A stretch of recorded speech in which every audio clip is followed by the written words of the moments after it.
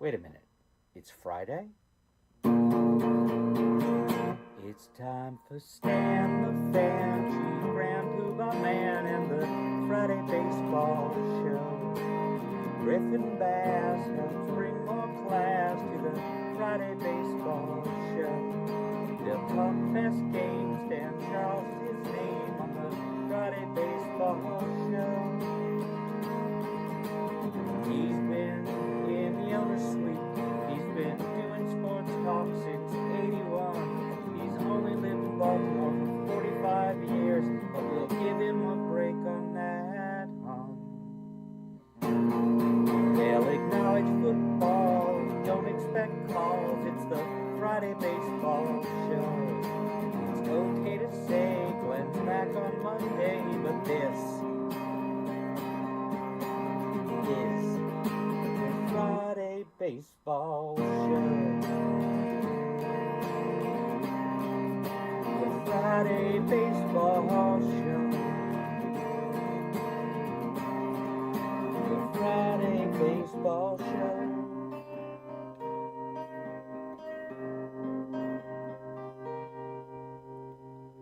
Duke still sucks. What did he say? What did he say there? He said Duke still sucks. Yeah. That was courtesy of Chris Erich, by the way. Excellent work by Chris. He does the open for Glenn's show. That sounded like Glenn. You thought that was Glenn? You thought Glenn I recorded thought that? was Glenn singing. No, Glenn is not nearly as talented as Chris. Good. No. Great job, yeah. Chris. Yeah, Great, that was excellent. great I knew you were gonna love it. Yeah. Got to get the Duke sucks part out. I don't know. I think it kind of brings it all together at the end there. Not on a signature show, Stan. A signature. Anyway, by the way, have to say kudos to University of North Carolina for thinking a little bit outside the box. I think Malone is going to be fantastic there, and had the Terrapins been thinking, and again, I'm not saying that Buzz Peterson won't do a good job. I like here. that. We should call him Buzz Peterson. Buzz Williams. Who am I thinking of? I don't know. Who's I'm Buzz trying to think. Peterson? Who is Peterson? I'm trying to think of I'm A. trying to think. Peterson. Anyway, Buzz Williams, I'm not a hater. I'm just not You're a skeptic. incredibly. Yeah. I'm not incredibly excited. You're a critic. Michael Malone is really exciting to me. I mean, yeah, for the Terps, he definitely would have been. I don't know. I mean, I guess don't know like, that the like what's Terps- Carolina? I don't know the Terps would have been able to lure him. I think he was. Right. I think he was waiting for an NBA job, which I have to be honest. I was shocked when he became available at the end of last year that the Wizards didn't jump all over him. And now that knows? possibility. Who knows what the Wizards are? Yeah. What the who Wizards knows are what thinking. The Wizards are doing. Anyway. Yeah, I don't know. I mean, yeah, it's definitely an interesting hire. This is the baseball show, so we're talking college hoops, of course. I mean, yeah, like Carolina, like That's great. We made a song about the baseball show, and we open with that. well, I mean, like I guess it's just because Malone doesn't have much college experience, really any. So that I guess that's the only thing that's kind of like, interesting. Like going from NBA to college, which certainly can work, but I don't know. We just haven't seen it before. So I mean, think he's a. I think. He's I know. I don't think you can feel down on it. But if you're Carolina, like if you're thinking, we're a top 3-4 job in America. Is this a big enough get for North Carolina? God, it's won the NBA championship. That's how I feel. That's how I feel. I think it's a great get for them. And I think again, it's the notion that you were, especially the timing of when you fired Hubert Davis. Do you really think that Dusty May was going to, like, suddenly announce, like, hey, yeah, I'm going to give up coaching in the Final Four to take this job? Right, he was going to pull Kevin Willard in the Final Four. And it was ridiculous that Tommy Lloyd was going to give up the Arizona job to come to Carolina. You know, I will say this. I'm not saying any one person has done it, but the Carolina job isn't what it was when Dean Smith left, or when Kevin, not Kevin, Roy Williams. Yeah, Roy Williams. When Roy Williams, my names get a little befuddled. At least I didn't call him Roy Peterson, right? Right? We There's could that. have caught him. There is that. Is Peterson the new Williams? That's the- Anyway, let's get on with the show, the Friday baseball show, with Stan the Fan and Griffin Bass, who is sporting that Kyle Bradish hoodie. Yeah. Wow. Yeah, how's that look? I didn't know you were going to the game that night. Well, it's crazy, Stan, that you say that. I wasn't able to make the game that day, and I was a little disappointed. I mean, the Orioles lost. Maybe Right. it was for the best. Didn't waste my time. Yeah. Especially when I have someone like you to do my bidding, and yeah, thank you, Stan. Stan was of course there on the game that day. Don't make a habit of this. Okay. Okay? I Okay. can't give you all my goods. Can you know? get me the That's right. holiday bobblehead tomorrow? No. Now, here's a question about the holiday bobblehead.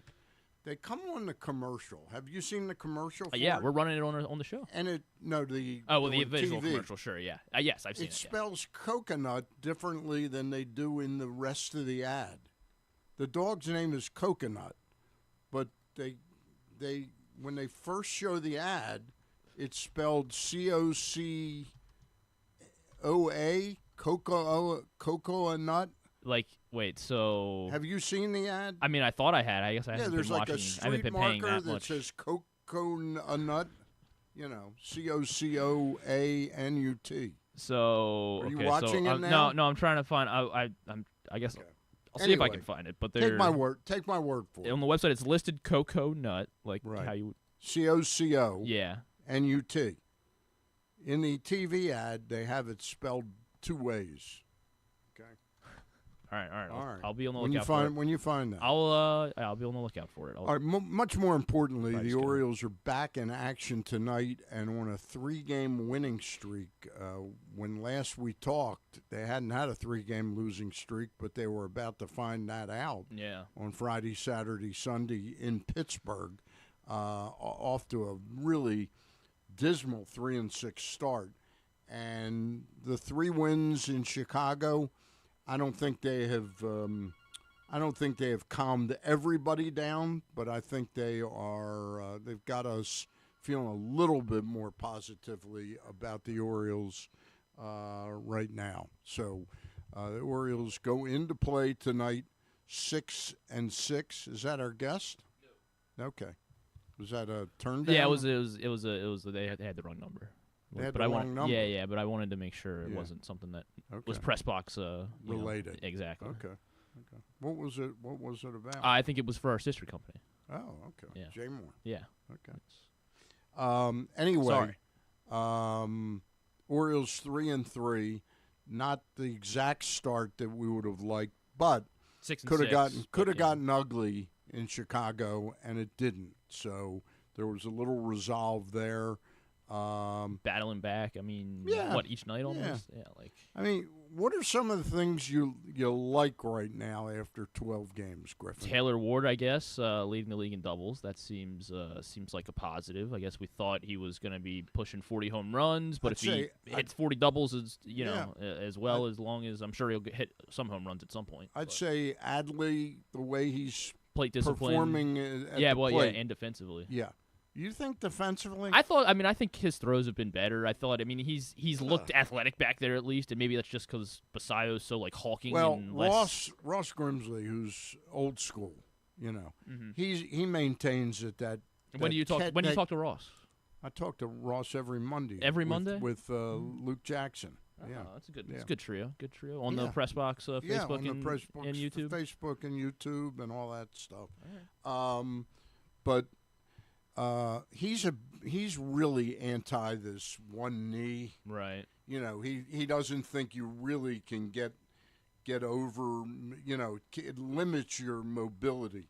So what Rutschman does is he backhands everything, and sometimes he makes really great plays, and sometimes you go, a catcher should have had that. I mean, and maybe I'm being influenced by the way Kevin Brown and Ben McDonald talk about Kevin it, Brown. but they point out a lot how there are borderline balls and strikes where Adley has him right at the edge and feels like he does a great job framing, and they pointed that out several times this season, and it's hard to disagree. I have to watch a little bit closer. This aggressiveness on the part of Craig Albernaz in wanting to throw behind runners. Yeah, I know that's very. When you have somebody that throws like Adley Rutschman, who very rarely gets the throw to the base in the air, it's a lot of one hop where Gunner's got to. I'm not a real big proponent of throwing the ball around. I think that's very risky with Adley's arm. Yeah, I mean, I guess the thought is it's going to slow, if you have a team that likes to steal, it's going to slow them down, force them to hesitate at least a little bit. I love the concept of it. It's, do you have the players to execute it? And I'll bet whatever runs we save, we're going to give away a few more especially when they throw to second base and the guy gets to third, with less than 2 out. I mean, it's definitely jarring to see them throwing down to second on a back pick. Like, it's. And I haven't seen. Have you seen any of them that are like? And that, I know like, that close. That's not even the idea. Is to get the guy out, not to get the guy out. Yeah, right. The idea isn't not to get a guy out, but it's more to keep them closer to the base. Yeah. I mean, and I guess with your throwing arms that you have in the outfield, it's not a horrible idea. I mean, I hear your point. I think I don't know. I guess it's just weird to see because we've really never seen them do that ever, and it's just not a common strategy that you see at least at the major league level, at least regularly. It's something new. But if it helps, control the bases a little bit, then and that's definitely something they've had. Like, especially when you get later into the innings, when we know, and Felix Bautista is probably not going to pitch this year, but he's a guy that does not hold runners. Ynier Cano, such a big frame, he doesn't hold runners. Grant Wolfram is a guy. He's a left-handed, but he's got a big frame and takes a while to get to home. I wonder if the part of the concept is maybe they feel with the video replay, where you have the challenge that you're going to get a few of these guys sliding back past the base. Yeah, and we had that one on, was it Tuesday night or was it Monday night? I forget when it was, but the one where they challenged where Gunner kept the tag on. I forget who the White Sox guy was, but he overslid the bag and he was off the bag by that much. Right. But Gunner held the tag on. Yep. And wasn't necessarily kind of in the spirit. I think Ben McDonald said it, not necessarily in, or maybe Kevin said it, but not necessarily in the spirit of replay reviews, but that's, just kind of the day. I think it's where we're at. Yeah. It's kind of like collateral damage on the instant replays. Is the stolen base where the guy's safe. Right. And he just can't keep, and that's my point about ABS. We're so intent on getting a call like that right, and the impact on a 1-1 pitch, whether it's a ball or a strike, is 100-point difference in batting average.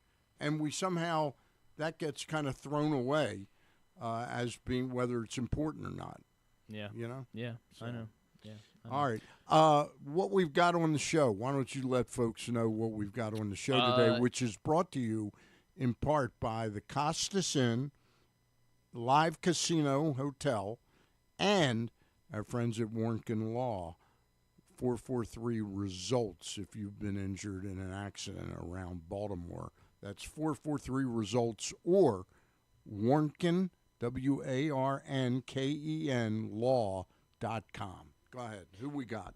In just a minute, Stan, we will be chatting with a man that everyone in town is relatively familiar with, former Orioles general manager Dan Duquette, and we'll just kind of pick his brain, see what all is on his mind after the first 2 weeks of the baseball season. Probably ask him about ABS and what he makes of all that. So I'll call him in literally as soon as I finish talking, and then after that we'll catch up a little later this hour with Kyle Goon of the Baltimore Banner. Goon at noon? Yeah, a couple minutes before noon, but yeah, we'll run him up to noon. We'll probably run him up to noon. Yeah, okay. Hard out at noon for Goon. Call a high noon with Goon. There we go. Yeah, I guess. Do you want me to just see if we can push back 20 minutes we can play your we can do your segment? No, that's okay. Yeah, that's okay. But yeah, those are two good guests as always for you on Fridays, right, Stan? Yeah, love it. We'll also have a quick peek at my MLB Power Rankings, powered by Warnken Law, and we'll also take a trip around this week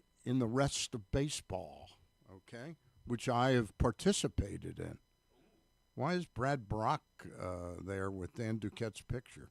Well, we were talking to Brad Brock yesterday, and I haven't fully updated. This is behind the scenes. Is stuff, this behind the? This is behind the curtain. Okay.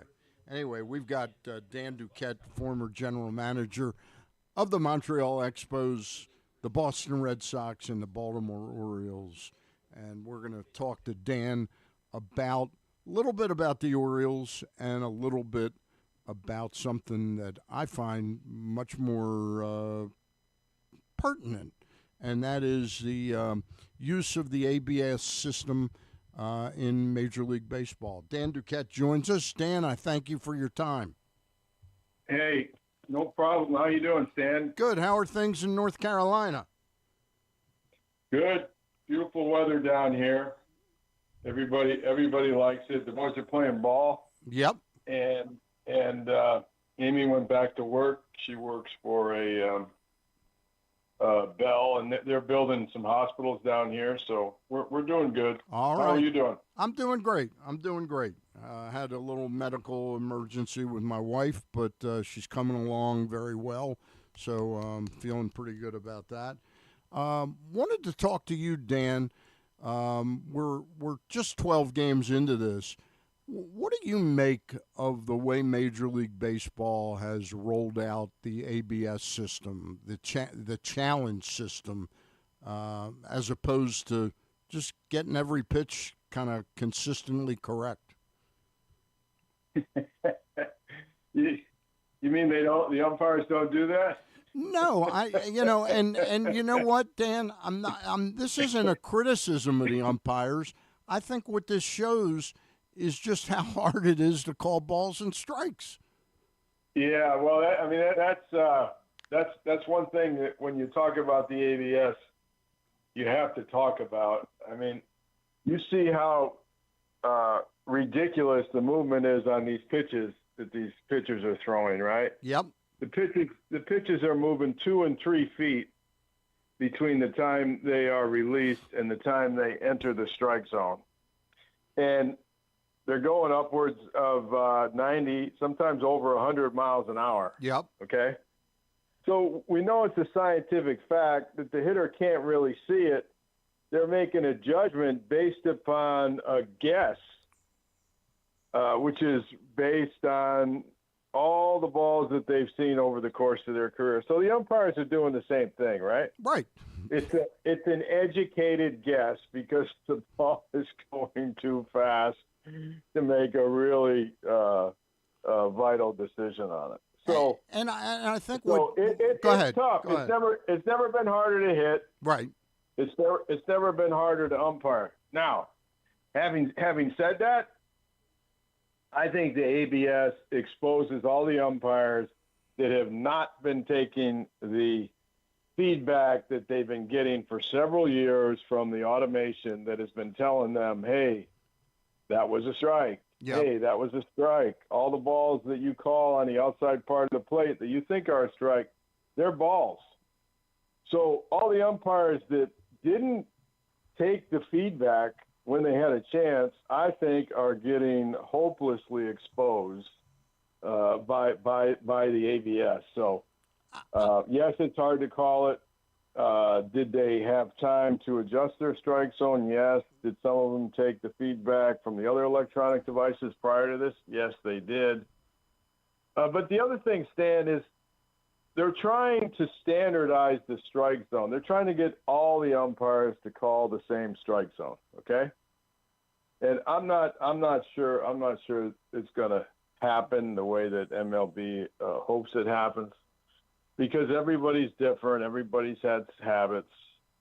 And, the technology is just one-dimensional, right? The strike zone is actually three-dimensional. Right. So the plot that they have down is one-dimensional, so they're going to have to make some adjustments on the technology as they learn more about it. So let me ask you. Overall, I kind of like it. Let me just ask you this. I'm not saying you were privy to the exact meetings that MLB had in coming up with the challenge system, but why was it never just contemplated like, let's get every pitch called correctly, based on what we see as the strike zone, which gives the pitchers predictability, gives the batters predictability. I just don't understand it because you had a game in, what was it, Minnesota and Kansas City, I think it was, that Minnesota was behind 12-1 in the game. They challenged, what's the umpire's name? Andy, I forget his last name. But they challenged him 9 times and won 8 of the challenges. As you say, some of these umpires are getting exposed. What was the thought process behind that, Dan? Well, I think there's a couple of issues. The umpires are a union, so they had to negotiate with the umpires on the implementation. And I also think that MLB was very happy with the changes they made to speed up the game, if you will, with the pitch clock. And they wanted to be sensitive to the improvements that they made in terms of the time and the flow of the game. So I think this was a compromise, if you will, and a first step to get a more consistent strike zone in place. But I think those are a couple of the issues or considerations that I'm sure Major League Baseball discussed when they were talking about implementing the ABS system. They did implement it in the Arizona Fall League, and they tried it. They tried it out. That's kind of an incubator for the rule changes, right? And you know, some of the minor leagues are also they try out the new rules. So then you have, within 5-6 days of the season starting, you have Richie Garcia, former Major League umpire, comes out in an interview and says he's really got concerns about this embarrassing umpires. I mean, that should not be that's not the purpose of this. It's to get it right. And as to your point about speeding up the game, I think once you get into the habit of having the call in the umpire's ear right away, takes no more time. Yeah, that's true. They've tried that in the minor leagues. Yeah. But I mean, we've been embarrassed by bad umpires for years, you know. and that's nothing new for Richie. Richie was a heck of a good umpire. Yes, very he was. conscientious. Yes, he was. Terrific. Except for the day he was in right field in Yankee Stadium.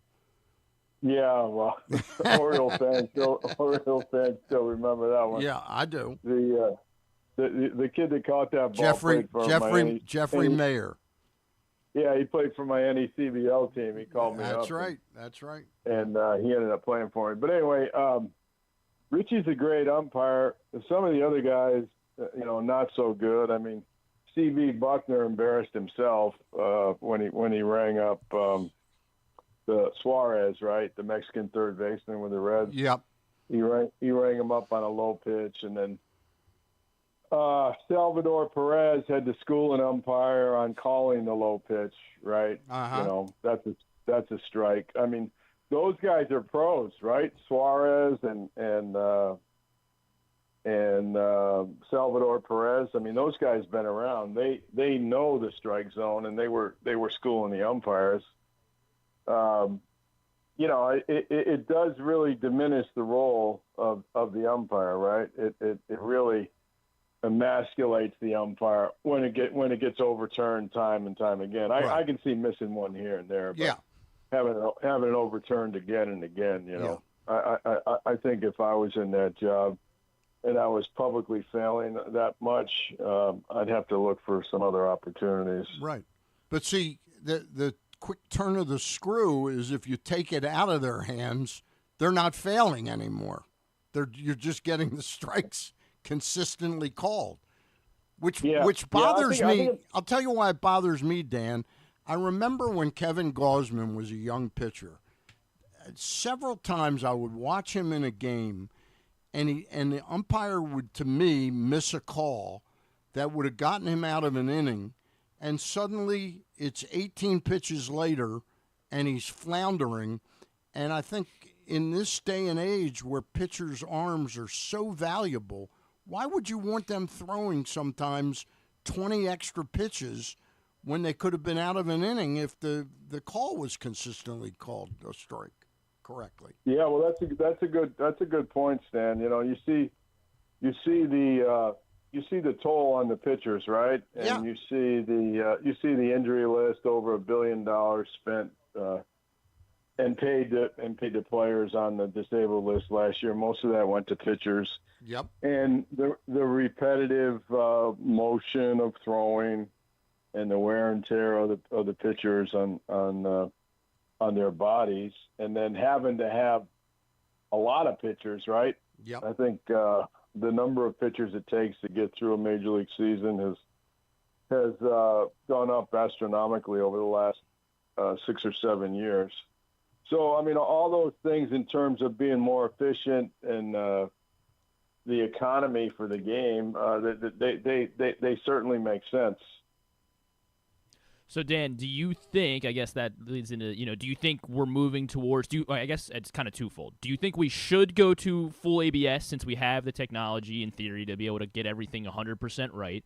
Or do you think we're just going to kind of continue with this kind of challenge system, especially because baseball is in the entertainment industry, and I think it's created a lot of drama, a lot of entertainment. It's gotten over with the fans very early. We saw the Orioles game ended on a challenge, an overturned challenge the other night. Last week with Helsley, and then obviously you mentioned Eugenio Suarez and how crazy the Cincinnati fans went after back-to-back overturns. So do you think we should go to full ABS? Do you think we'll stay like this, or do you just think it's inevitable that we'll go to the full ABS system? Well, I think they're going in that direction, but as I said, I think they need to get a little bit more precise. They need to get the strike zone. It's more than just a flat piece of paper, right? The strike zone is up, it's down, and it's at the front of the plate, it's at the back of the plate, and it's on the side of the plate. So I think they need to do a little bit more work before they implement it more. And then again, the fans and the owners, they seem to like the timing of the game and the way the game is moving. So that's going to be a key part of any discussion, the timing and how quickly you can implement it. So, but I think they're going in that direction. Dan, you mentioned before when you were describing how pitches, how much they move. Commensurate with that is the movement that pitchers get on the ball. Is that part and parcel of why we're having the number of arm injuries we have? Well, the technology has advanced, and the physics has advanced the learning curve, right, for pitchers, right? Trevor Bauer showed everybody how to go home in the off season, use their iPhone, and implement a pitch grip and throwing motions to add pitches. And you see these pitching labs, professional pitching labs, Tread Athletics down here in Charlotte or Driveline. The technology has really accelerated the development, the pitch development, and the consistency. So having said that, a lot of the gains that the technology has encouraged, with pitchers chasing velocity, right? Everybody chases velocity. Sure. Velocity. And the reason they do that is they feel they get better results, and I think the numbers support it to an extent. But the running headlong down the tunnel of velocity, I think that people kind of miss a step. Is like with every gain in velocity, there comes an incremental, an incremental piece for longevity or player health that has to be taken into account. And I don't think that equation for all the people that chase velocity was taken into account properly. And I think that's why you saw a huge influx in pitchers' injuries, particularly since 2020. The time on the DL is effectively doubled. So I think by chasing velocity, people kind of forgot that, you if you gain velocity, you also increase your risk of injury. So I think there has to be a balance there, and the balance in training, needs to be monitored very closely. So I think pitchers and clubs are doing that because, nobody wants to be on the disabled list, but I think things got a little bit unbalanced in my opinion. Like Greg Maddux said, it's not a velocity contest; it's a pitching contest. Yeah. Dan, I was curious, kind of your thoughts on the Orioles' hire of Craig Albernaz. Not Craig Albernaz himself. I mean, it's been 2 weeks. We can't really, who knows if he's going to be a great manager or not at this point. But kind of the decision of the Orioles to go this direction with a young first-time manager like Albernaz, as opposed to trying to find somebody, a veteran guy, an older guy with experience that would kind of demand respect as soon as he comes in, like a guy that you're very familiar with, Buck Showalter. So, just curious if you thought what you thought of the Orioles in the direction they went with Albernaz. Yeah, I didn't know Craig Albernaz. I know he's from Massachusetts, and where he's from, the people are absolutely crazy about baseball. And I didn't know what the Orioles were looking for in their new manager. I did look at his background, and Stephen Vogt, who he worked for in Cleveland. I mean, that kid's a natural. That kid's a natural manager. Yeah. He was an ex-catcher. He had a lot of time in the big league. He had a lot of time at AAA. I mean, he was in the big leagues, and he got all the training that Crash Davis got in the minor leagues. And he was just a natural, right, in terms of handling players and handling pitchers. But I think Albernaz was his lieutenant. Yep. So I mean, I'm very impressed with Vogt. With Vogt. Vogt came down. Like I said, I don't know much about Craig. Vogt came down to his press conference. Vogt came over. They're that friendly. Yeah. One of them was the other's best man in their wedding or something like that, too. They've been friends for about 15 years, I think. Yeah, so, I mean, he has Stephen Vogt's endorsement, and like I said, I'm very impressed with him. He's one of the more natural managers who's come into the league. So I think you got to give him a chance. I think you got to give him a chance to see how he handles the team. Two more things I wanted to touch on, Dan, while I've got you. How much have you been able to watch of the Orioles? Well, my son Brody's a huge Oriole fan, right? Okay. So every time that I walk into the living room, he's got the Orioles on, whenever we can get him, right? Right. Either when they're on MLB or, they're on a regional feed. Right. And, I follow the Orioles. I don't have that many players there anymore.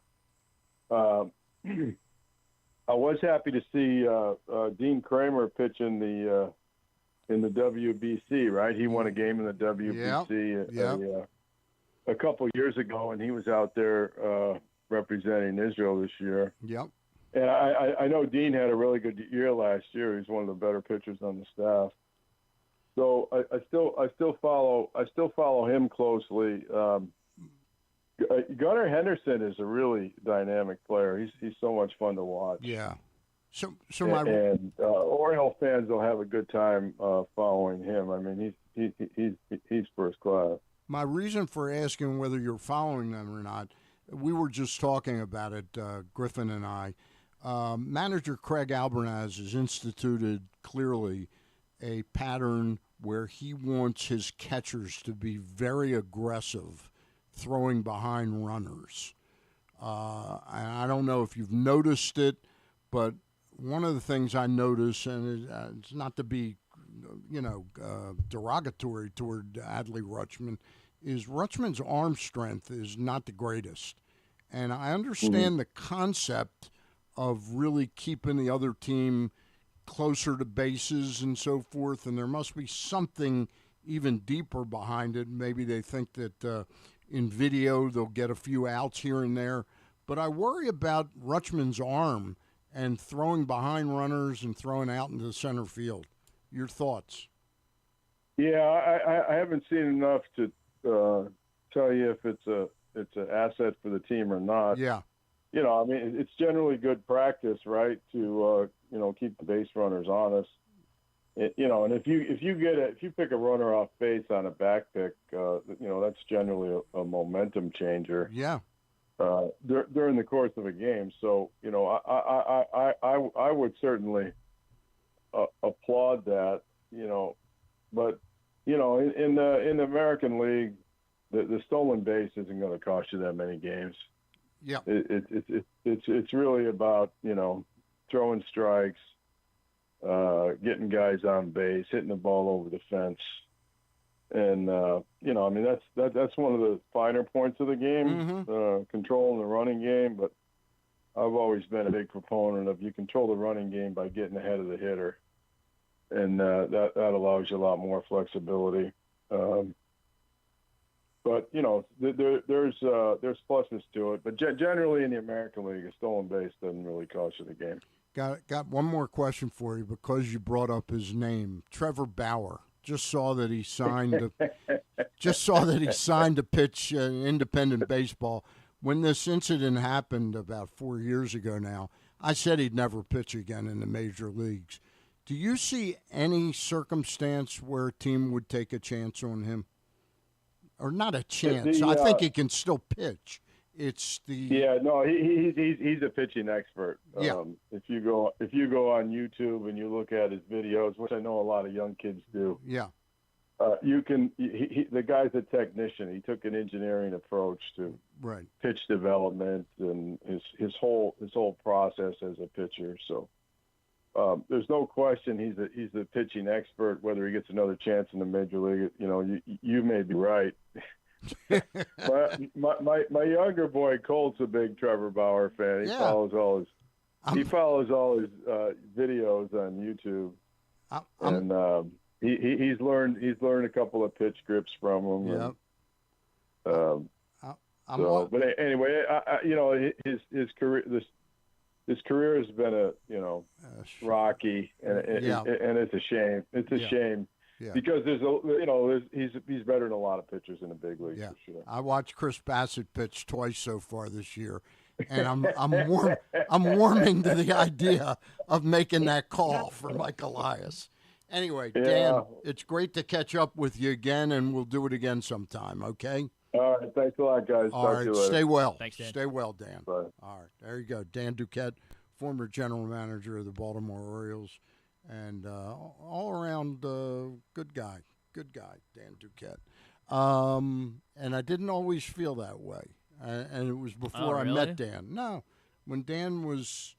When he was elsewhere. It was a long story. Was it? It was personal, or it was just from afar? It was not personal. It was something that he did to a very good friend of mine. And all right, next time we have him on, we'll have to lay it all out there. We'll lay it out for him. I've talked to him about it a little bit, I think. Anyway, Kyle Goon coming up right around noon, actually in about 10 minutes. 10 or 12. 10, 12 minutes. Probably after this break. All right. We're going to take a time out right now, and we'll be back with more of the show right after this. Hey Birdlands, Family Sundays presented by Empowering Education are a day full of fun for kids of all ages. Before the game, meet the Orioles mascots, grab autographs, and watch the kids take the field for the national anthem. During the game, kids take over with kid-friendly music and inning breaks, kid guest splashers, and more. After the final out, stay for Kids Run the Bases presented by Wise Markets, where kids 4 to 12 can run the bases just like the pros. Bring your whole fam to the yard on Sundays. Visit Orioles.com/Family Sundays.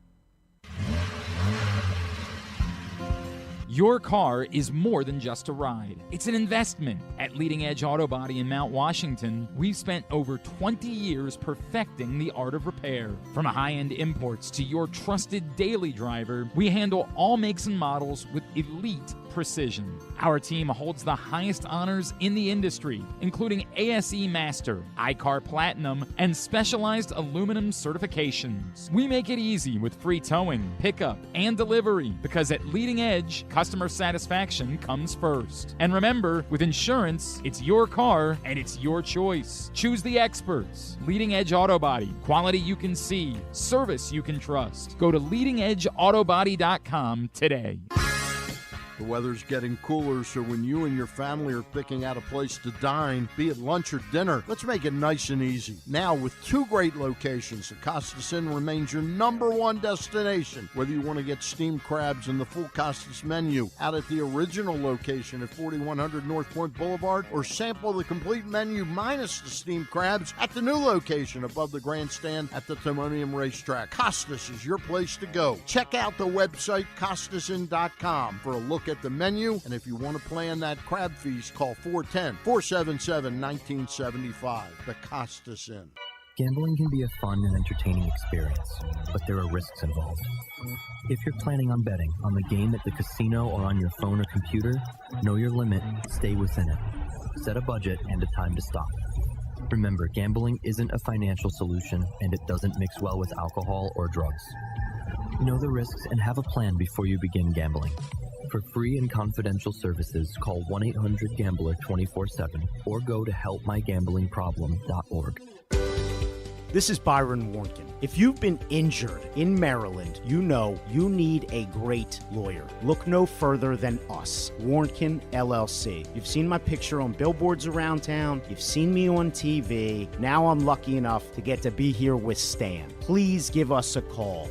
443-RESULTS. It is not just a phone number, it's a mission. 443-RESULTS. Or visit us online at warnkenlaw.com. That's WARNKENLAW.com.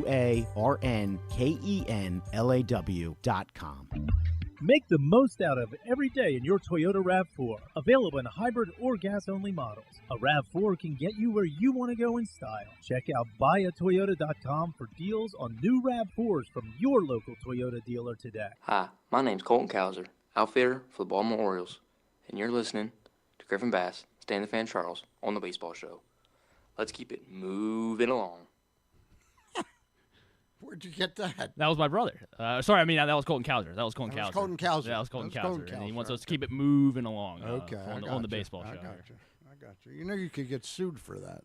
That was my brother doing a voice. Yeah, but people were thinking that Colton. Oh, they're gonna. That was that good of a Colton Cowser impression? I actually had a cease and desist years ago from, seriously, a friend of mine did some advertising with me.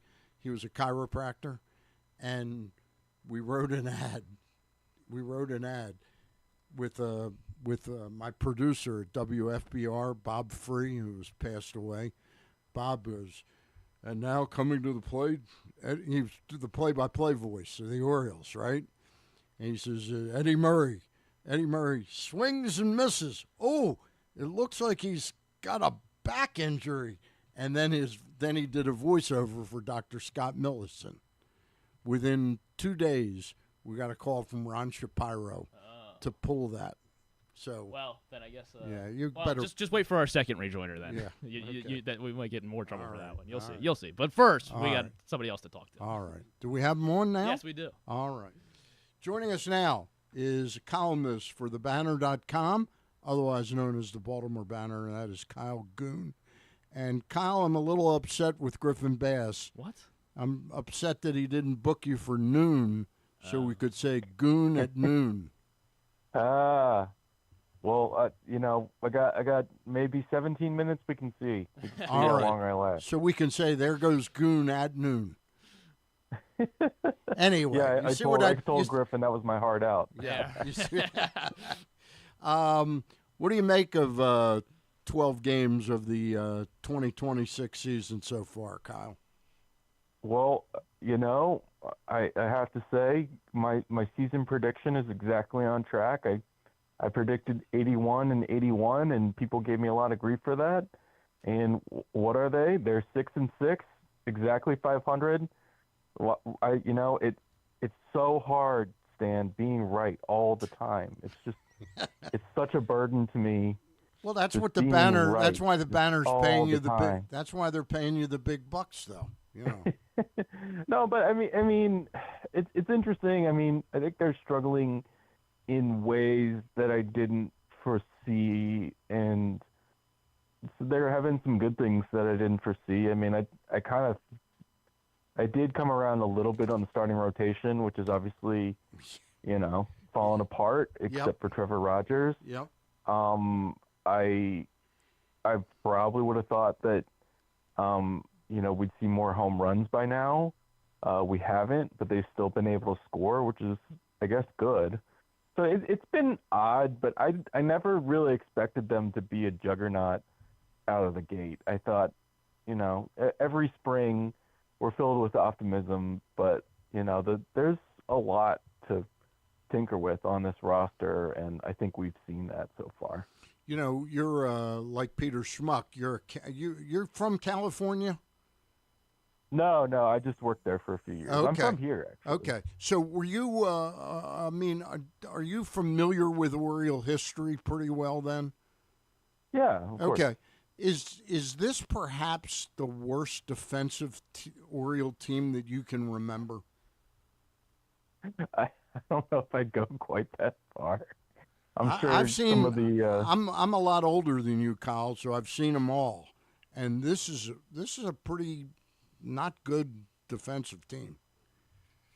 Well, I mean, of course, injuries are playing a huge role in that, right? Yeah. I mean, and I had never liked what's been going on with Jordan Westberg and his elbow, and he hasn't returned from the PRP injection. I am really worried about that. I've been worried about that all spring. Typically when there's an elbow problem, there's one answer at the end of the road, and sooner or later. So I kind of wonder if Jordan and that injection will be fine. Obviously hasn't returned, and I think he improves his defense a lot.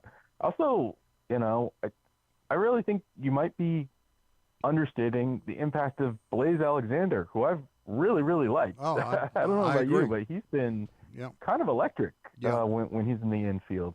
Had that nice grab down the line a few games ago. I've had a couple of people come up to me and say, man, Blaze is fun to watch. And I kind of wonder if he can hit enough to kind of justify a more regular role somewhere on the field. So not great defense, obviously, and I think Craig Albernas has tried a few things. I mean, obviously, he had Beavers in center field, and I don't think that worked great. But there have been better defensive teams for sure, but I don't think this is the worst I've ever seen. Okay. Center field, Colton Cowser. To me, defensively, handles the position just fine. He was the number 5 pick back about 7 years ago. Is it too soon to start wondering if he's ever really going to reach the potential we thought he had? Unfortunately, I don't think it is too soon. He's been out there for a few years now, and obviously last year had some injuries, but I mean, the scouting report hasn't really changed for, at least the last year and a half of like, hey man, like he cannot see off speed. He can't see spin. He chases off speed pitches, and doesn't hit them well. And so that's what he's seeing. And he's striking out a lot and not getting a lot of good contact. And that's really troubling. That's really troubling. It's just one of those skills that if you're a big leaguer, you got to have. And we have seen it before from Colton when he was a rookie. He obviously came out of the gates like crashing, but I just, in the 2 years since, I just have a lot of questions about that particular weakness, because it's just not, that's the kind of weakness that guys really, if you can't figure out a way to adjust to off speed, you're just going to see off speed over and over. And what are you going to do with a guy that can't hit off speed? to the rotation, and as you mentioned, Kyle, it's Trevor Rogers, and then it's been the rest. And obviously, the news of the week is something that we all kind of feared, I guess. But two days ago, they confirmed that Eflin's going to get Tommy John, and so he'll obviously be out for the year, and then some time after that. How big of an impact is this Eflin injury to the rotation? Obviously, Brandon Young looked really good in 5 innings on Monday night, and Kate Povich looked good as well. But is that something we can really bank on? And Kramer's looked good in AAA. But how big of an impact is this Eflin injury to this rotation? Yeah, it's huge. It's really huge. Before the season, when Dean got optioned, everyone kind of tripped over themselves, right? Oh, look how deep the rotation is. Look at what this means, how deep the rotation is. But it really just, what we learned last year is the ceiling of depth is still depth, right? I mean, you're only as good as the guys you got.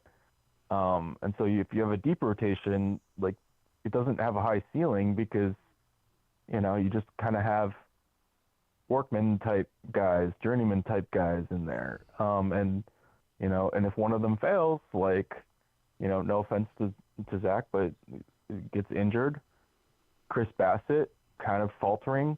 Well, this starting rotation doesn't look very deep anymore, does it? No. It's like if you have a bunch of like B minus type guys, like, and then they all of a sudden they turn to C minus, or they're not available at all, like the depth goes away. You don't feel very confident. So I kind of had penciled Zach as a B plus guy on his good days. Obviously he doesn't generate a lot of walks.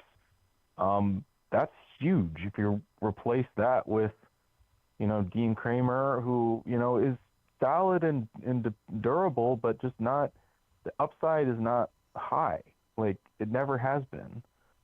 It's just, I don't know. Like, the way that people talked about the rotation, about Dean getting optioned, was so curious to me. And I haven't been batting 1,000% on that, because I was sort of like, oh, well, why don't you get Framber Valdez? Why don't you get Ranger Suarez? And both of them are having bad seasons. But that's why you try to get an ace type, because the ceiling goes higher even as your depth gets sapped.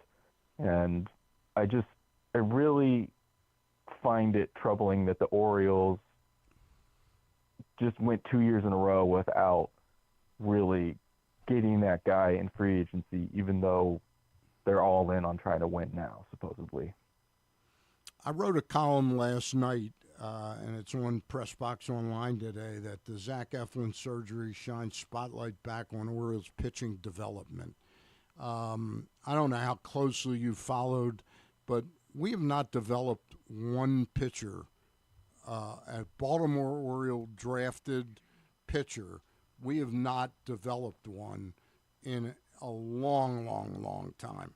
I guess like Eric Bedard might be the last guy that we brought up. I mean, Chris Tillman was brought in a trade. Wei Yin Chen was brought in from Korea. None of these pitchers that we have in our rotation now were developed by the Orioles. I mean, you could argue that Bradish sort of was, but he was acquired in a trade. Does it ever shine back on Elias and his pitching philosophies about how you're going to develop pitching? Well, I mean, yes, Stan. I think you certainly have a point there, but it's not so much as Elias took a bunch of swings and missed. It's just that he never takes a swing. No, he never for took years a swing. And years, like all they do is draft, hitting prospects. Yep. And they're more comfortable getting pitching from other guys. Trying to other organizations. Like, can we get this prospect? And then they work on them. And like they, I think that 2023 team, they had, guys from other organizations, but part of that was guys that they had, taken from other organizations and developed and given them, good off speed. And so there has been some development within the Orioles organization, but that problem is really about the Elias draft philosophy, which is they don't like to draft early round pitchers. Yeah. Which he finally changed this past year. He took a second rounder, Joe Derswa. Look good at Frederick. Yeah, and he's going to be a good pitcher, I think. And he also traded Kyle for 3 guys last year that were all the kind of guys I think we'd all agree that he should have been taken, like Watts, the guy they got, Watts Brown, Jerron Watts Brown from Toronto, Boston Bateman. He finally turned around and traded for some of those guys that were second and third rounders. Yeah. And I mean, it's like this organization, the way that I look at it is everything they do is about risk assessment. Is it more risky to draft a pitcher that, we don't know what's going to happen with their elbow? There's, a strong percentage that they might have Tommy John before they even get up to the leagues. Or do we go with a hitting prospect that we feel like, we've hit some guys that we really like and they've developed well and we feel like we know how to bring those guys up. And I just think the Orioles almost always opt for that second option where it's like, all right, we know how to develop guys from a profile that we look for. I just don't know if the way they approach risk is how you win a World Series. Yeah. I just don't know I just think you have to take more chances. I think you just have to be willing to live with mistakes that you make in the pursuit of a championship. And I don't think that we've ever seen definitive signs that is within these guys' DNA. And it worries me. It does. How excited are you to see the new City Connects on display tonight, Kyle?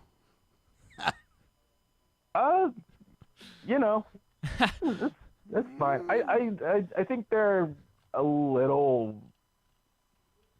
I mean, they're definitely different, I guess. I mean, I like this one the better word than the I other want to one. use it, and I know I'm gonna get killed for this. Is garish? Is what? Garish. Garish. Okay. Loud. Okay. Yeah, they're really. They're not trying to do it. They're not trying to sneak one by you there. Yeah, I'll say that. much different than the last ones. But people really like them. People really seem to like them, and that's kind of a Maryland trait. I feel. I think I like the B on the old one better than this. I don't know. I mean, who knows? I mean, if they score 21s, if they score 20 runs tonight, then I'll love them. Yeah, but, I'm not thrilled with the B. Neither am I. I tried to like it, and I see what they're doing with it, but it's just it's kind of I don't know.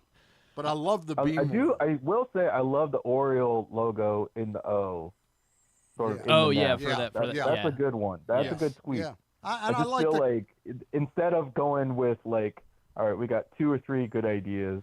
All right, we got 6 ideas. Are they we're gonna put them all in the jersey? Are they gonna wear that hat with the bird perched in the O? Are they gonna wear that hat or ever? I have no idea. Okay, that's just a fan I thing. don't know. Yeah. That's above. You're supposed to know. That's above our pay grade. Yeah, right. Kyle, I saw you wrote about the draft a little bit this week. So you're trying to talk me out of O-line at 14, right? I mean, I'm all for the flashy pick, but I was just so alarmed by how poor the offensive line performed, especially on the interior. And now they lost Tyler Linderbaum. I mean, how do they not go with Ione or? He's got or a noon. Kyle Goon has a noon. I know, out. but I want to hear what he's got to say about the Ravens. All right, Dan, I was teasing about that. Okay. I gotta admit, I was teasing about that. Okay. I just think if I was getting killed because I suggested maybe Kenyon Sadiq, the tight end from Oregon at number 14, and people are like, oh, great, the 14 tight end. All right, well, I mean, yeah, he's a 14 tight end with, 4.4 speed, 4.3 speed, so maybe think about it. But I just think, especially when you look at the value of those contracts that skill positions players get, and where you might sort of be reaching if you are looking for a guard center. I don't think there's really a new Tyler Linderbaum in this draft. Right. at 14 and after. I just think that's the reality. I don't think this is a particularly deep inside line draft, and I think people are trying to make the best of it. And when you do that, that's kind of where you start to make some questionable decisions about drafting, right? I mean, and the Ravens are a value draft team. They're like, all right, best possible player. Like Eric DaCosta preaches to us like he's, preaching out of the Bible to about how much they want to draft for value. And you can just, in my opinion, you can get better value at pass catcher, whether that's Kenyon Sadiq, whether that's Omar Cooper Jr., whether that's the kid from USC, maybe the kid from ASU if you feel good about him. I just think the value is better at the middle of the round for a skill position guy than it is for an interior lineman. Yeah, the point I was trying to make is that the need at those positions behind Zay Flowers and Mark Andrews, who do you got? And I don't know if I believe in Rashad Bateman the way that some people believe in him. I mean, he fell off after the breakout 2024 campaign, and I just don't know if I believe in him that way. So I just think the need is just as great as the interior offensive line. Yeah, I mean, I get your point because what's going to happen with Zay Flowers after this season? He's obviously going to be demanding a lot of money. And I think part of it's also just with the Sadiq thing is that I feel like this organization has such a good history of finding those mid-round tight ends and making stars out of them. And maybe I'm still scarred by Kyle Pitts a few years ago as well. This tight end, this athletic stud that goes in the top half of the first round, and just kind of, I don't know, you thought he was going to be one of the best pass catchers in the NFL, and I just feel like he's not. He hasn't quite been that, and he didn't have Lamar Jackson thrown to him. So, I mean, I get all your points. It's just I just hate how bad the O-line looked last year, and it's boring. Vinny is very hot on Sadiq. Vinny Serrato. I mean, of course he is. He's a ridiculous athlete. Yeah, he's a prototype of a new type of tight end. He's just like a Superman. So I have no problem if they take Sadiq. Yeah, I mean, I'm gonna be excited, I guess, but yeah, it's just I don't know. I don't know what they're gonna do at some of these guard and center spots. But what you're talking about, and Griffin, you're making some good points. And the tight end point. I mean, if you want to add to this own organization's history, I mean, Hayden Hurst was first round pick. Sure, right? yeah, sure. And didn't really turn out for this organization. So I get that. But the way you were just talking about the holes on the offensive line, you're talking about the need. Yeah. You're talking about, oh man, I'm frustrated by how they played. I'm frustrated by the upside there, which is not very high. And you're talking about the need. But you got to talk about the guys in the draft. And do you think Vega Ione, like some people kind of say, maybe he's a reach at 14, right? Sure. Spencer Fatu, if he's there, you're probably making a tackle into a guard and something you're already doing with Emory Jones Jr., right? And so I just, if you get a 14 receiver over a 14 lineman, you're probably if you look at the draft, you're probably getting better value. Is my opinion, and I know people really disagree with some of my opinions, but that's just the way I see it right now. All right. So they're probably gonna go corner, right? Like that's just what it is. It's gonna happen. Hey, Kyle, because we're gonna get a fourth safety. Right. Oh my gosh. I mean, if Caleb Downs is there, I don't know. Kyle, even though you're a banner columnist, I know you watch the national picture. I wanted to get your opinion on what UNC did in hiring Michael Malone. I have to say, Michael Malone, a former Loyola player, if you didn't know that. Yep. Really smart coach. Really brilliant. Good coach. Yeah. I think Denver made a mistake in firing him. No question about it. I didn't like that decision by Denver. I have huge questions about how Michael Malone deals with college kids. Yeah. Because he's hard to play for in a certain way. I mean, you listen to his press conferences, like half of them are like dinging his own players for not doing this, not doing that. I don't know why we don't do this. I don't know why we don't do that. Like, hey, you take a bunch of 18, 19-year-olds who can play wherever they want next year. Is that going to go over well? And I don't know. I mean, I don't know. I'm sure UNC has a ton of budget to pay guys. I'm sure, Michael will have the right X's and O's combos to make the most of his players. I really think in my opinion, he is not a retread. He's a very good coach. If he had an NBA job this year, he would have a top team this year, in my opinion. I just wonder if that style, which is very grading, is going to go over with 18 and 19-year-olds. All right. Interesting. Really appreciate you coming on, Kyle Goon, past noon. We'll do it again sometime soon, okay? Yeah, Stan. Thanks for having me. Griffin, thanks for having me. Thanks, Kyle. All right. Appreciate you both. You do a really good good job. Somebody's got to have balls in this town, and Kyle Goon's got them. All right, I'll talk to you soon, Kyle. Thanks. All right.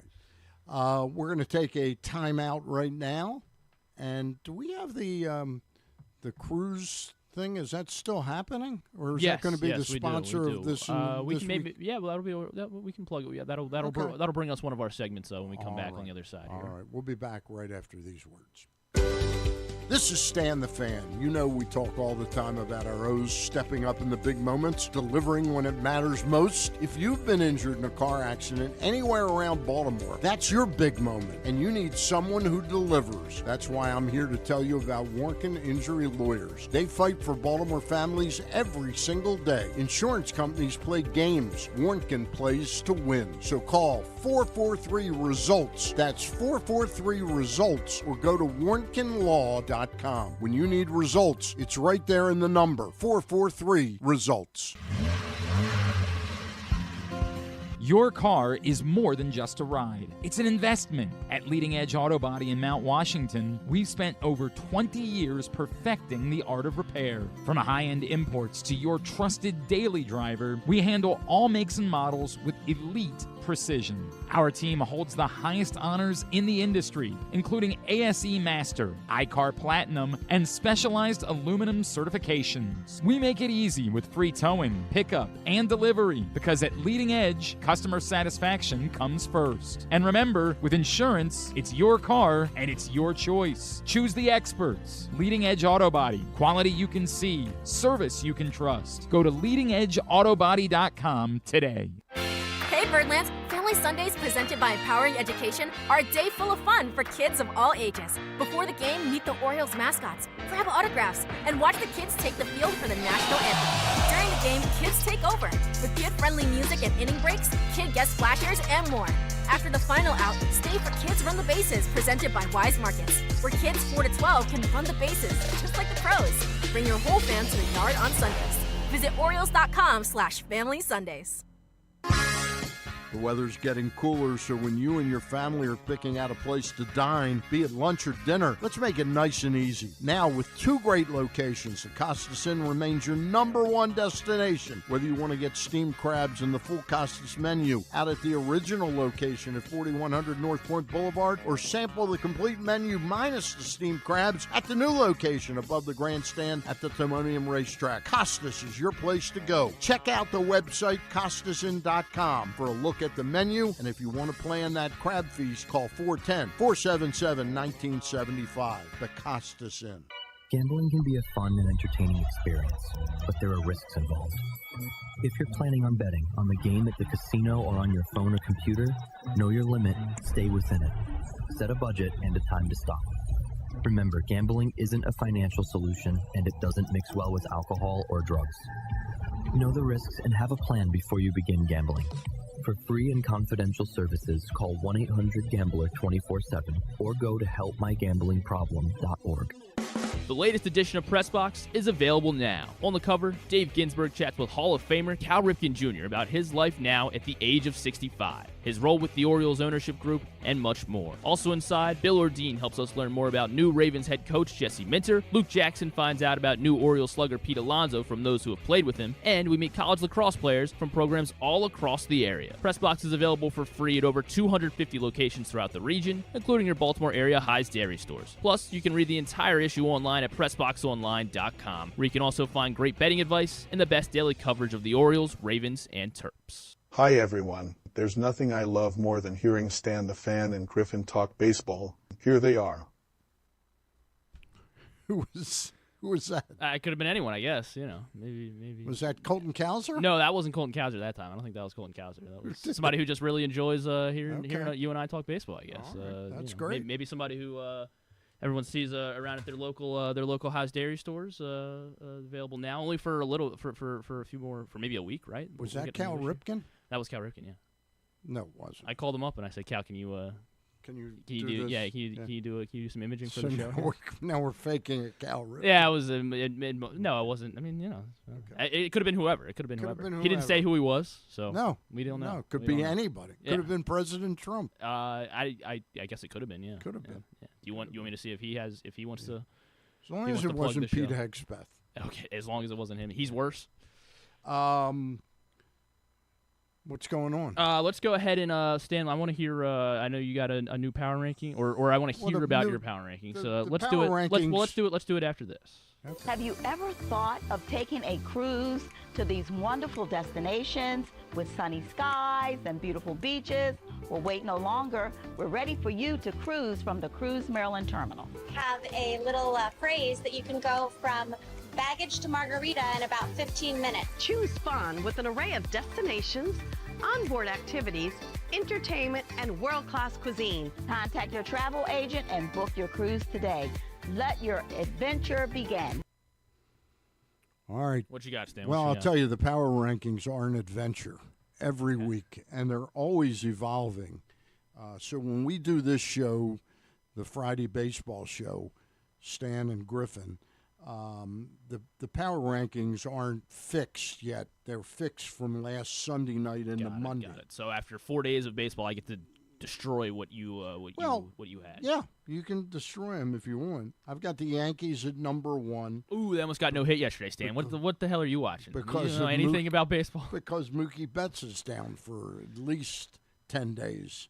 So when they lose Mookie Betts, the Dodgers, I think that gooses the Yankees above them. They also get Luis Gil back tonight. That's true. That's All true. Right? We'll see what he's got. The New York Mets are 1-2 this week. They were in my number 3 spot. Milwaukee is 1-2. They were in my number 4 spot. Number 5 was Seattle. They promptly went to Texas and got swept. They lost 3 in a row. Philly was number 6. They went to San Francisco, lost 2 out of 3. The Cubs did win 2 out of 3. The Atlanta Braves won 2 out of 3 against the Angels in Los Angeles or in Anaheim. The Astros got swept by the Colorado Rockies in Colorado. They were number 10. The Tigers were number 9. I'm sorry. Yeah, and they also and the Tigers got swept by the Minnesota Twins. What's going on in the world of baseball? And the Pittsburgh Pirates were number 11. Wow. And they lost 2 out of 3. Boston at 12 did win 2 out of 3 finally. And Cincinnati was 13. They won 2 out of 3. The Toronto Blue Jays continue to struggle. They are 5-7 on the season. And Cleveland is kind of like Milwaukee. Not quite as good, in my opinion, as Milwaukee. But all they do is win. They're 8-5 they find after a way. 13 games. The Orioles are back to 500. They were number 16. Number 17, Kansas City, has lost 3 in a row. They're now 5-8. They just lost to the White Sox. Texas is now over 500. They are 7-5. And the Miami Marlins, a little bit of a surprise. They're 2-2 this week so far. They are 8-5. So who's going to be some of your biggest movers? You think the Rockies going to be flying up the board, or well, the Rockies. Who did you have as 30 last week? I had the Rockies at 30. They could. You know what? Just to have some fun for Rockies fans, they could move ahead of the Washington. They've been reaching out to me. They say, why is Stan so down on the Rockies? And they're going to be excited that they're going to move up to at least 20. Weeks. They're going to be excited to see that they're going to be up to 29 or 28 next week. I've got nothing against the Rockies. Just looking for some other surprises. The Padres have now won 3 out of 4, so they're 7-6. They've nudged across 500. But the bottom is starting to be the bottom. Washington's not going to be a very good team. The one team that will move up quite a bit, the Minnesota Twins, sweeping the Detroit Tigers. I had them at 28. They will probably move up to around 20 this week. They play Toronto this weekend, so that'll be a good litmus test, really, for both of them, I guess. And those power rankings are powered by Warnken Law, 443 results if you've been in an accident and injured in the state of Maryland. This week in the rest of baseball. All right, Stan, ready to do this week in the rest of baseball, brought to you by CountySports.zone. We are obviously in the midst of the spring sports season. Go to CountySports.zone, find the latest schedules and stats and updates all around the state of Maryland at the high school level, for lacrosse, for softball, for baseball, for all that good stuff. Powered by BuyAToyota.com at CountySports.zone. All right, Stan. I guess the one place we definitely starts, or maybe I'll phrase it this way: what's the best defensive performance you've ever seen in baseball? Well, I think maybe any sport. I think this Joey Adele game that he had the other night, and by the way, he did get me a save for Jordan Romano, because I was following the progress on ESPN.com, and all they said was a fly out. J.P. Crawford flew out to right field. You weren't watching, Stan? No, I wasn't watching. I haven't bought the package yet. Well, what are you waiting for? Buy the package. I'm going to probably buy the package. Maybe you don't need to. Are these the plays? Yeah, I'm going to pull it up. This is from MLB.com and Angels TV, but they spliced together all three of the home run robberies from Joe Adele. This was Saturday night. I mean, it's just unreal that in a 1-0 ball game, like that's what makes this so much more insane. That was the final one, of course, where he falls into the stands. Just a ridiculous game. The Mariners obviously couldn't believe it. The Mariners announcers couldn't believe it. It was just a ridiculous. I mean, you've seen Brooks Robinson play. He's never done anything like this in one game. Like this would have to be him. His World Series game was pretty special. Did he made like 3 plays? I mean, it being in the World Series is obviously different than April. Yes, than an April. Yes, a little bit different. Yeah. But I mean, still being 1-0, I think someone did the math. They're like every home run is worth about on average 1.5 runs. Was the second one definitely going to be a home run? They were all over because they were going to clear that yellow. They were all going to clear that yellow line. Okay. So yeah, they were going to be. I mean, I don't know. I just think about whenever you see Cedric play, Mike Trout obviously has some ridiculous home run robberies, but I mean. Like Tim Howard, in goal for the U.S. or something. But this was, I mean, saving 3 runs in a 1-0 ball game is just kind of what just trying to find the words to put it into perspective. And I guess there's really no way to there's no way words. To do it. There's no words. No, there's no words. If you can't put it into words, then I guess you're right. And I'm a wordsmith. Speaking of the Angels, more headlines from Anaheim this week. On Tuesday nights, we had old former teammates Jorge Soler and Reynaldo Lopez. Jorge Soler has a pretty good track record against his old teammate Reynaldo Lopez. I think he's batting like something 600 off of him. And here I'll pull it up. I think this is did they play together in Atlanta? Yes. Or did they did at least briefly. Okay. Obviously, Walt Weiss was coaching Jorge Soler. I think more than he shared more than Lopez and Soler shared a bench. But this was what happened the other nights. They're showing the replay. So Soler took Lopez deep. He just continues to rake off of him. Then he hit Soler in his second at bat, and this was the third plate appearance. And he threw a ball up and in, did not hit him, and then they just had a staring contest, and then. Finally went after it, obviously. Love to see some punches thrown in baseball, right, Stan? Well, I've never seen a pitcher. And then Walt Weiss in there he gets the takedown. I didn't see Weiss. What I watched was Reynaldo Lopez hold on to the ball, and he's actually punching him with the. That's like sort of like using brass or a roll of quarters. When you punch somebody, it has a lot more force. He did. I thought he cut his hand. He cut his hand because he missed one of the punches and sliced it on like the helmet. I think. Good for him because he deserves it. Seriously, that's a punk move. You mad at Solera? That's a punk move. No, I'm not mad at Solera at all. I want to get the Walt Weiss. There's the Walt Weiss takedown. Where's Weiss? All right, here we go. I can't see Weiss. He is. Wait for it. Bald guy right here. You see bald guy? Oh, okay, you yeah. See bald guy. He throws He's he in the throws middle that of down that. and then boom. He's like 60 years old. That's a double leg. That was beautiful form from Walt Weiss, and Right. he quickly I really quickly thought, takes care of the situation. I really thought it was interesting. They came out immediately with the punishment. 7-game which was a suspensions. 7-game. Both guys. Solera appealed and got his dropped to 5. Oh, he did? I Yeah. didn't see it drop to 5. I thought Lopez should have gotten like 15 games for using the ball as a weapon. I guess they kind of deemed both guys were more or less, at fault for this because they're just staring at each other and then just One start thing walking. to be at fault for it, but the other thing is using. I think that's really a dangerous. Like if he hits him in the jaw with the ball. Well, maybe he wasn't trying to. I don't know. Maybe he wasn't trying to. I don't feel like there's think that much animosity. I mean, I think they were just kind of like, I don't think this guy's charging at me. I got to defend myself. Yeah. I've never seen a pitcher. Usually they throw their gloves down to be able to wrestle. You like John Rocker. You're more of a John Rocker guy. You like want him pretty to much, go ahead and throw hands, throw bare hands. Pretty much a man's man. Yeah, I'm not a man's man. I scream like a woman. How about this? Do you think we'll ever see another reliever win the Cy Young? Rather doubt it.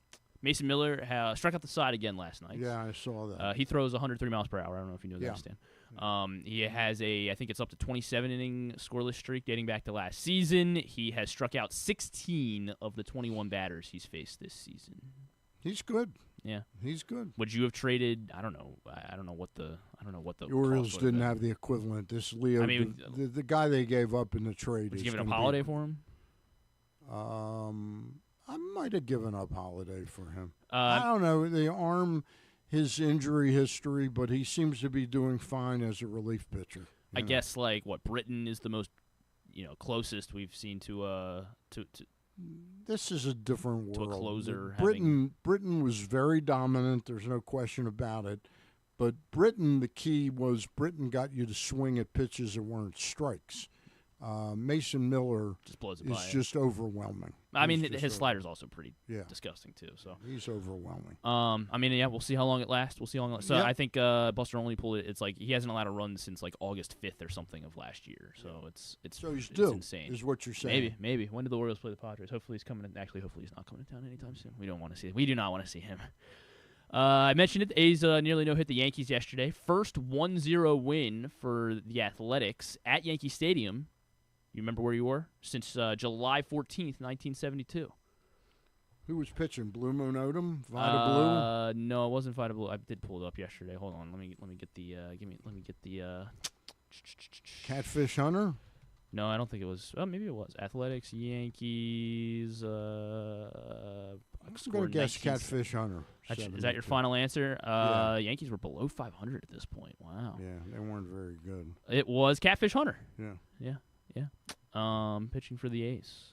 I know a thing or two about a thing or two. Yeah, well done. Yeah, so I guess I just wanted to, sorry, it was not Catfish Hunter. Catfish Hunter was the pitcher the day before. It was Blue Moon Odom. Okay. Blue Moon Odom went 6 1/3. I know a thing or two about a thing or two. 6 1/3. He gave way to 2 2/3 to close out the game for Darrell Knowles. Would you have gotten him? Former Oriole prospect. Really? Yeah. Why'd the Orioles let him go? He's getting 8 out saves for Oakland. We traded him to the Phillies, I believe, or did we trade him to the Washington Senators? I don't know. I'm not going to go. Do you want me to pull? You want to get the former answer I'll for get you? it. Anyway, that was just interesting because I was hoping the Yankees would get no hit yesterday. They almost did. One hit, Ben Rice. Earlier this week, Stan, and you might have saw this one. Toronto, their AA affiliate, the New Hampshire Fisher Cats. Yeah. What did they do? They defeated the Portland Sea Dogs on Tuesday. Yeah. Notable because they had a 10-run second inning Isn't that crazy? 10 runs 10 in one inning? runs. They scored the first 8 of those runs without registering a hit. Wow. They were up 8-0 before they had a hit in the ball game. Wow. The Portland Sea Dogs pitching staff gave up 8 walks, had 4 wild pitches, 2 hit batters, and a sac fly leading to 8 runs. Is that an Oriole Farm Club that gave up the 8 walks? No, that is Boston. Portland. Okay. Portland, Maine Sea Dogs. No errors. The defense didn't have any plays. There were no errors from the defense in the inning. They gave up 8 runs before allowing a hit to the old New Hampshire Fisher Cats. Wow, you did some deep research into that. Someone helped me out. Someone sent me a link to that one. Okay, I think a cool. listener. That was, Okay. Yeah. Is it the same listener that did the liners for you? No, that was not that. By the way, the Orioles traded him to the Phillies. The Phillies traded him to the Senators, and he was with the Senators from 1967 through 71, and then he was on those Oakland teams that won 3 World Series. This is old Daryl Knowles. Daryl Knowles, yeah. Talked about it with Kyle Goon. The 8 teams dropped a new City Connect uniform. Obviously, the Orioles we talked about a little bit. There's Adley Rutschman sporting the Camden Green. Which one's your favorite, Stan? Which one's your favorite?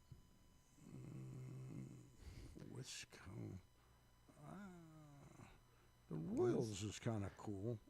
The Royals, the little purplish, bluish. I don't like the Pirates. I gotta be honest. Pirates isn't with that you. different at all. Overall, I mean, I guess the Pirates is different, but it's just a different font. Wisco is kind of interesting. Well, why do they call it? They call it City Connect. Yeah, but they're going. Well, yeah, we're Wisconsin, Milwaukee. Yeah. What do you make of the people upset? They're calling it no one here calls Baltimore B-more. Tejas. Texas Rangers. I know that. I know what it was. I like Atlanta. I mean, I like the blue one, Atlanta. I like the Orioles. I think the Orioles is the most different of any. Yeah. I mean, I like San Diego's too. It's just, but they're using the same logo. Yeah. It's all. They're all ruined to me by the Nike logo. Oh, the Nike logo ruined. What's you just don't want any about logo. Back to the Orioles real quick. Now, it wasn't him. They had Sam Basayo. Oh, with the batting gloves? He's wearing the Under Armour batting gloves or wristband, and he's got the jersey on. I like the jersey. I think the green. Yeah, he's got the arm sleeve here. Yeah. With the Franklin batting gloves. I think the green is unique. I like it. And I like B-more. It's 100% unique. Oh, there's the O logo that we were talking about with Kyle. It's on the batting glove. You got the what do we want to call it? The atomically correct Oriole bird right here on the batting glove. Batting glove. Yeah, okay. yeah. And did you see the clock? The clock is, I think it might be tucked in the jersey, but I saw it yesterday. It's the Camden clock from the scoreboard. That is cool. I'm a fan. Did you see it? No, I haven't. I have not seen that. Yeah. Is it the? Oh no, that's different. It's not this patch, is it? On Adley's sleeve? No. Okay. It's I'll be on the lookout for it. It's one of the ones of the. I just something about it I like. I hope they have better luck than in the old ones. What did they lose? Like 12 in a row I don't know. wearing that? Glenn and I did a bid on it. I mean, I don't think they lost like 12 in a row, but they were like 3-12 or something through the first 15 dismal, games in the original City Connect. So. Yeah, anything should be better than that. Now, will they ever wear the other City Connect, or that's like in the trash heap of history? I don't know. Yeah. A lot of people bought them, so people may be disappointed. But I guess it's a good relic to have. Yeah. Stan, you've seen a couple teams are announcing different theme nights now as we're getting a couple weeks into the season, figuring out, I guess, finalizing details and stuff. The Orioles have announced a Bravo night, for example. So, like, Real Housewives are coming to Camden Yards in August. Some people are excited about that. I know you're excited. Yeah, I'm of very course. excited. I think it's August 14th or something, so mark your calendar. The White Sox. Can we get one of the wives on the show? We can get a wife, I'm sure. Yeah. Maybe not Maybe my wife? Well, yeah, that would count as a wife. What's the White Sox Pope hat? That's one of the theme nights that the Chicago White Sox are. It's not going to go over well in MAGA, man. Why not? Oh, God, there's a whole thing. Oh, well, obviously the Pope is, of course, famously a Chicago White Sox fan, so they are doing a Pope hat. I mean, you got to get the special ticket package, but you get a White Sox Pope hat. And I'm not I How kind of want that. I kind of want if the Orioles program against that and do a poop hat? A poop hat? Yeah. We're just going to go full anti-Pope in Baltimore? No, a poop hat. So it's separate. It's just called a poop hat. What's That's on all. it? There's no shit in it. There's just called a poop hat. Get it? And no, I don't take off. Yeah. I mean, I kind of get it, but not really at all. Yeah. I don't think I understand. But which way do you like it though? I'm for anything. I'm for anything. You don't have to get it to like it. Not necessarily. I mean, I may have to. There's no rule that says you have to get it to like it. Listen, if it's your thing, it's your thing. I'm for it. All right. Davey Lopez passed away as well this week. I saw that. Former Orioles bench coach and of course MLB journeyman. So Davey Lopes. Yep. That's what I said. Davey Lopes. He's far more than a journeyman. Enlighten me, please. What? Enlighten me, please. Well, he was he was a star player in one of the great infields of modern history. They had Ron Say, Bill Russell, Davey Lopes, and Steve Garvey. About 9 years in a row, they were like rock solid as a defense for the Dodgers, infield defense. And Davey Lopes was a great base stealer and was a great teacher of base stealing. So he had a long, admirable career and was here for a while in Baltimore for a couple of years as a coach. I think under Frank Robinson. 92 to 94, so that would have been. No, that would have been under Johnny Oates. Johnny Oates. Yeah. Right. Yeah, I think. Yeah. Yes, definitely. Yeah. Oates was the manager in 92. Well, yeah. Rest in peace. That was the year. That was the year Camden Yards opened. Yeah. Yeah, you're right. I didn't realize. He was the first base coach. Okay. Yeah, time goes by pretty quickly. Didn't realize he was quite 80, but it makes perfect sense. You know, I'm shocked when I play. You know, the grid, the immaculate grid, the old grid. How old some of these players are now. It's just kids, players I grew up with, type of thing. You know. But I'm 74 now. Hey, that's going to do it for this week's show. Thank you for accomplishing the music. Thanks to Chris Erich. Yes. He did a great job. Thank you, Chris. On that song. Okay. And that song can only play when the show begins. It can't be like the the outro. So can we play it again? We can play it again. And that's take us home. Take us home, Chris. That's going to do it for Griffin and I. We'll see you next Friday.